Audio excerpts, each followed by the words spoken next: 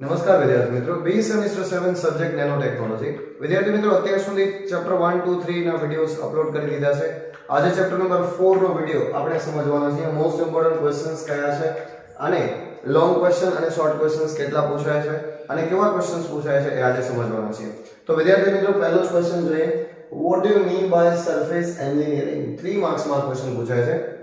Short question છે. ત્યાર પછી second question, discuss the importance of surface composite in engineering application. 3 marks my question પૂછાય છે, short question છે. ત્યાર પછી question 3, various methods of cleaning and surface preparation of metal before coating. 3 marks, short question છે. ત્યાર પછી question number 4, explain sandblasting method used for surface preparation. 3 marks માં short question છે. ત્યાર પછી explain hydroblasting method used for surface preparation. 4 marks માં question પૂછાય છે. ત્યાર પછી question number 6, explain vapor phase degreasing method used for surface preparation. 4 marks. અહીંયા મોટા ભાગના 3 અને 4 માર્ક્સ ના ક્વેશ્ચન છે. અત્યાર સુધીના 6 ક્વેશ્ચન્સ જે છે તે શોર્ટ ક્વેશ્ચન માં પૂછાય છે.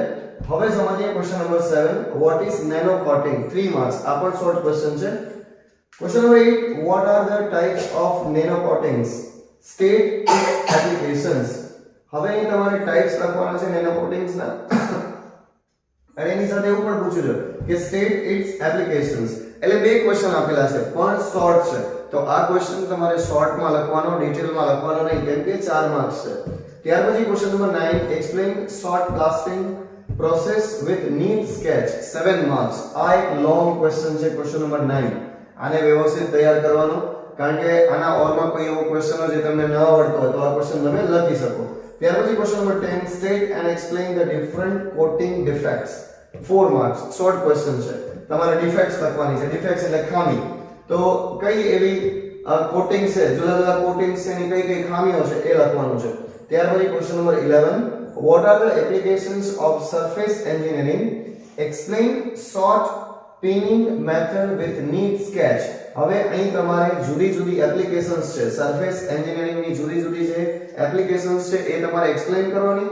એમાંથી explain shot peening method with neat sketch એટલે ડાયાગ્રામ ડ્રો કરી અને શોર્ટ પિનિંગ મેથડ છે એ તમારે એક્સપ્લેન કરવાની. આ પણ લોંગ ક્વેશ્ચન છે, 7 માર્ક્સ માં છે.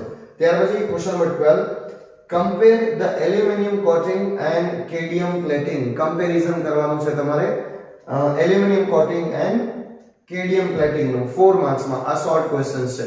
તો વિદ્યાર્થી મિત્રો, આ બધા જ ક્વેશ્ચન્સ નું સિમ્પલ મટીરીયલ રેડી છે. જો તમે મટીરીયલ ન લીધું હોય તો જલ્દીથી મટીરીયલ લઈ લો, કેમ કે એક્ઝામ બિલકુલ નજીક છે અને સારામાં સારા માર્ક્સ તમે આ મટીરીયલ થી મેળવી શકશો. ધન્યવાદ.